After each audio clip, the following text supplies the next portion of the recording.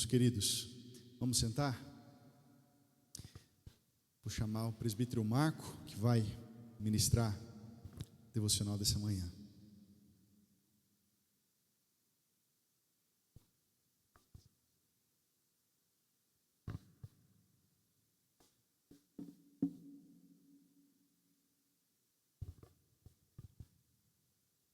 Os irmãos, bom dia. Eu quero fazer uma oração. Senhor Deus e Pai, abençoa-nos nessa manhã, Senhor. Ilumina minha mente, abençoa meus lábios, Senhor Deus, para que eu possa trazer algo para nós aqui nesta manhã que venha edificar as nossas vidas, melhorar os nossos relacionamentos e que nós sejamos pessoas verdadeiramente cristãs, abençoadoras deste mundo tão difícil de se viver. Nós agradecemos por isso e é em nome de Jesus que nós oramos. Sabe que há um tempo atrás, não assim tão distante, mas há um bom tempo atrás, quando eu ainda estava me descobrindo profissionalmente, deve fazer um bom tempo, né? Sempre tive alguns questionamentos a respeito de literatura. Literatura, assim, no sentido de que eu pudesse realmente ser bem-sucedido e também desenvolver formas de me relacionar com as pessoas e ter aí, na consequência, um desenvolvimento profissional. Confesso que isso veio a me despertar. E na época em que eu trabalhava no antigo Banespa, lá cheguei a participar de vários cursos a respeito de relacionamento, tanto pessoal como interpessoal, mas exclusivamente a partir de um curso que foi ministrado por uma assistente social. O curso se chamava Assertividade para Gerentes. Ensinava como nós devíamos nos portar diante de fatos que nos colocassem à prova por qualquer tipo de contrariedade. Então nós recebíamos ali uma tarefa para fazer em grupo, e essas tarefas tinham um fim determinado. Elas teriam que ser completadas rapidamente, tinham um fim determinado, elas teriam que ser completadas tão rápido, e era necessária a participação de todos os componentes do grupo. Nem preciso falar que só não saiu pancadaria, mas discussões saíram muitas. Depois, na conclusão do curso, houve amigos que chegaram até a chorar, quando chegou a reconhecer o quanto orgulhoso, o quanto mesquinho, o quanto intrometido e autoritário, chato ele era. Mas dois fatos me chamaram a atenção nessa minha trajetória. O primeiro deles foi este: como eu poderia aprender a ser assertivo, como eu poderia aprender a ser humilde, ter confiança, ter uma estratégia de vida, ter um foco, um alvo naquilo que eu fosse fazer. Não era simplesmente um curso que poderia me levar a isso. A palavra de Deus tinha que ter algo para mim nesse sentido.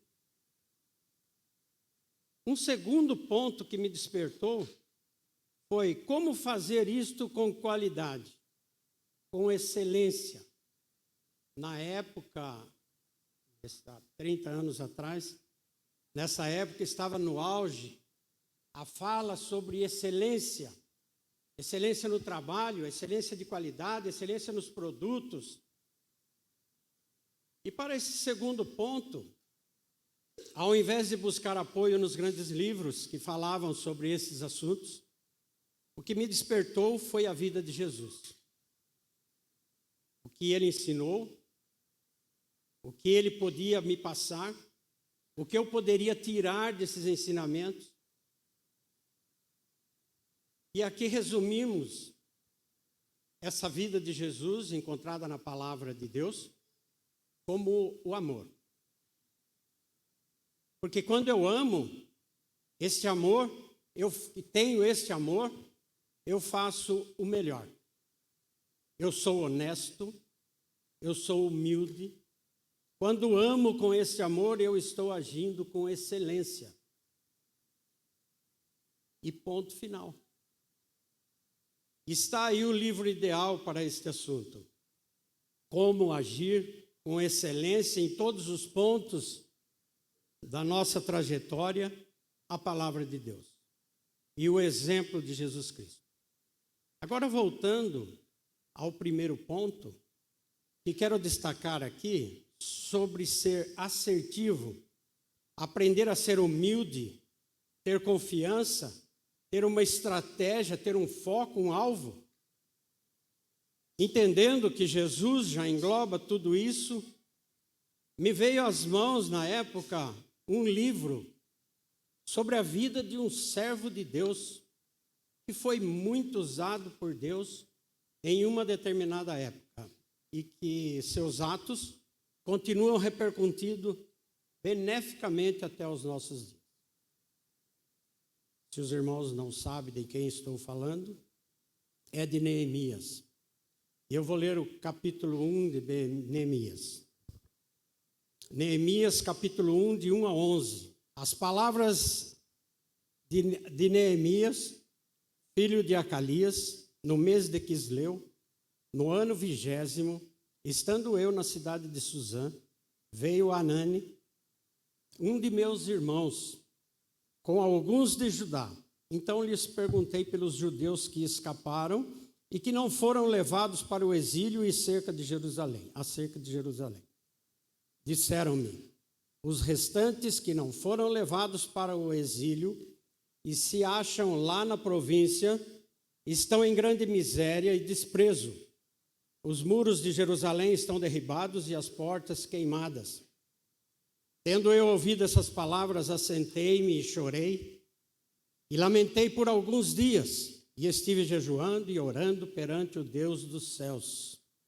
E disse, Senhor, Deus dos céus, Deus grande e temível, que guardas a aliança e a misericórdia para com aqueles que te amam e guardam os teus mandamentos, estejam, pois, atentos os teus ouvidos e os teus olhos abertos para acudires à oração do teu servo. E hoje faço a tua presença dia e noite pelos filhos de Israel, teus servos, os quais temos teu servo, faço na tua presença dia e noite pelos filhos de Israel, teus servos, e faço confissão pelos pecados dos filhos de Israel, os quais temos cometido contra ti, pois eu e a casa do meu pai temos pecado. Temos procedido de todo corruptamente contra ti, não temos guardado os mandamentos, nem os estatutos, nem os juízos que ordenastes a Moisés teu servo. Lembra-te da palavra que ordenaste a Moisés teu servo, dizendo, se transgredires, eu vos espalharei por entre os povos. Mas se vos converterdes a mim e guardardes os meus mandamentos e os cumprirdes, então, ainda que vossos rejeitados estejam pelas extremidades do céu, de lá os ajuntarei e os trarei para o lugar que tenho escolhido para ali fazer habitar o meu nome. Estes ainda são teus servos e o teu povo, que resgataste com o teu grande poder e com tua mão poderosa. Senhor, estejam, pois, atentos os teus ouvidos à oração do teu servo e à dos teus servos que se agradam de temer o teu nome. Concede que seja bem sucedido hoje o teu servo e dá-lhe mercê perante este homem. Neste tempo, eu era copeiro do rei. Neemias, em todo o seu livro, nos ensina lições sobre como se comportar, como trabalhar, como ter uma visão estratégica, entre outras, tais como confiança em Deus. Se verificarmos a história, vamos notar que Neemias confia na palavra de Deus e entrega seu pedido a ele, ao mesmo tempo que coloca suas mãos a serviço da missão. Neemias ora e vai fazer. Muitas vezes nós nos atemos a orar, a orar, a orar e não colocamos a mão na massa. Mas Neemias procedeu de uma forma diferente. Ele podia continuar no seu conforto e ficar orando para que Deus mandasse a sorte do seu povo. Mas não, ele orou e jejuou e arrumou a sua traia e falou com o rei e foi lá, no cerne do problema. Quando nós muitas vezes nos afastamos do real problema e preferimos ficar ao longe. Outro ponto que me chamou a atenção nessa vida de Neemias foi o entusiasmo. Neemias demonstra o entusiasmo em tudo que faz. Eu estou até vendo Neemias chegando em Jerusalém, reunindo aquele povo e dizendo: vamos lá, pessoal, tem um trabalho enorme a ser feito, arregassem as mangas, vamos, venham após mim. Quem está tomando conta disso? Quem está tomando conta daquilo? Vamos que vamos, o pessoal diz hoje, né? Um outro ponto é a visão estratégica que ele usou. Neemias teve uma visão estratégica para reconstruir o muro. Um muro que estava destroçado totalmente. E Neemias, avaliando os profissionais e delegando as tarefas de acordo com as habilidades de cada um. Gente, a pior coisa é você dar tarefa para quem não tem afinidade naquilo. O Michael pode ser um bom advogado, mas um péssimo vendedor de carro. O reverendo Samuel dizia muito isso. Eu acho que eu sou um bom pregador, mas se mandar eu negociar alguma coisa, comprar um carro, eu sou péssimo. Esses dias, eu tentei montar uma mesinha lá na loja, mas o fim da história foi chamar o Val, da Juliana, porque chegou num ponto determinado que eu não fui talhado para fazer aquilo e percebi. Infelizmente, eu percebi bem no final. Aí eu liguei para o Val, falei: Val, dá um socorro aqui e vem terminar. Era simples demais, mas eu não tinha afinidade para aquilo. Outro ponto que chama atenção aí é foco no alvo. Neemias permaneceu fazendo o seu trabalho sem parar, sem olhar os obstáculos, porque tinha um alvo e estava focado em atingir. Muitas pessoas chegavam e duvidavam daquele trabalho. Muitos amigos de Neemias chegavam e diziam que aquilo não ia dar certo. Mas ele tinha um foco. Ele recebeu esse projeto, esse trabalho de Deus. Um monte de gente dizendo que não ia dar certo. Mas ele sabia o que fazer. Tinha foco. Tinha, acima de tudo, do lado dele, quem deu esse foco a ele, que era Deus. Aí você me pergunta, como ele, Neemias, sabia que foi Deus que pediu isso a ele? Afinidade. Preste bem atenção nessa palavra, afinidade. Por que eu tenho afinidade com a minha esposa, minha filha, meu filho? Por quê? Porque eu convivo com eles todos os dias. Experimenta conviver com Deus para você ver se você não vai descobrir a vontade dele para a sua vida. Muitas vezes nós questionamos: eu não consigo descobrir o que Deus quer para mim. Aí eu fico agoniado. Nossa, Deus podia chegar e falar comigo aqui, aí eu sei o que eu vou fazer. Afinidade com a palavra de Deus. Se nós não temos afinidade com a palavra de Deus, nós não podemos saber o que Deus quer da nossa vida. Neemias tinha tanta afinidade com Deus mas muita afinidade. Eu vou até discorrer num ponto aqui mais para frente, eu vou até voltar aí. Eu vou passar para um outro ponto que também chamou a atenção, era trabalhar com qualidade e alegria, com excelência. Neemias formou um time de alta performance que trabalhou com competência e alegria.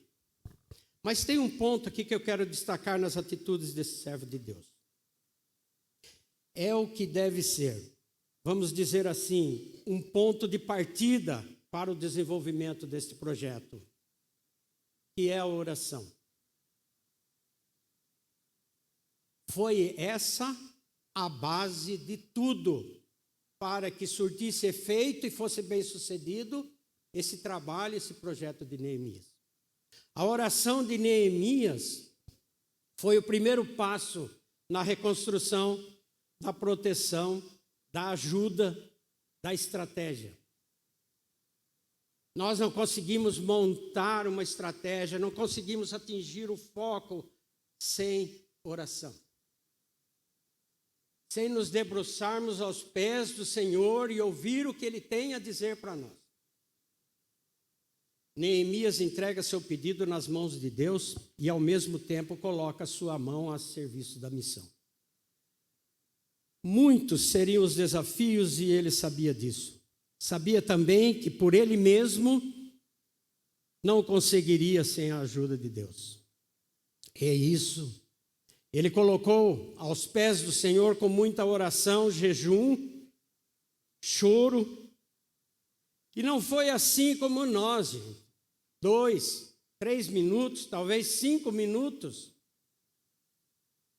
Olha, esse cara ficou 120 dias orando só para começar o trabalho.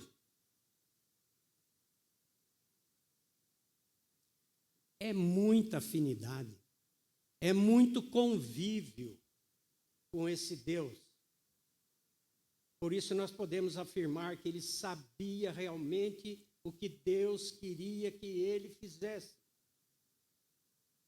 E vocês acham que nós não podemos também saber o que Deus quer da nossa vida? Se nos debruçarmos, se não confessarmos os nossos pecados diante dele, se nos dispusermos a trabalhar por ele, nós precisamos ter afinidade com esse Deus. A oração de Neemias é caracterizada pela humildade, pela confissão de pecados. É um apelo à misericórdia e à intervenção de Deus na vida dele. Neemias, apesar de desfrutar de um palácio real e de uma posição de honra e responsabilidade, ele pediu ao rei permissão para regressar a Jerusalém. Vejam bem, a situação confortável em que ele se encontrava. Ele podia simplesmente ficar orando, pedindo para que Deus tomasse providências a respeito daquele povo. Mas não. Deus colocou no coração de Neemias que ele deveria fazer um trabalho e deveria colocar a mão na massa, além de orar. Tanto é que a oração foi o primeiro ponto que destacou nessa trajetória. Havia várias razões convincentes para ele permanecer em Suzã. Mas mesmo assim ele pediu ao rei que autorizasse o seu trabalho na obra de Deus. Como copeiro constante com o governador da Pérsia, fazia com que ele ficasse ao par dos segredos de Estado e dos assuntos pessoais do governante. Que situação confortável, né? Deveria ter tudo o que precisasse. Ao lado do rei, situação tranquila, mas deixou tudo, caiu de joelhos, sentiu a presença de Deus através da oração e foi realizar um trabalho. Por que nós não podemos ser assim também? Nós precisamos de colocar tudo nas mãos de Deus, confessar os nossos pecados e apelar a Deus por misericórdia, apelar a Deus pela intervenção dele em nossas vidas. E tem uma atenção aqui.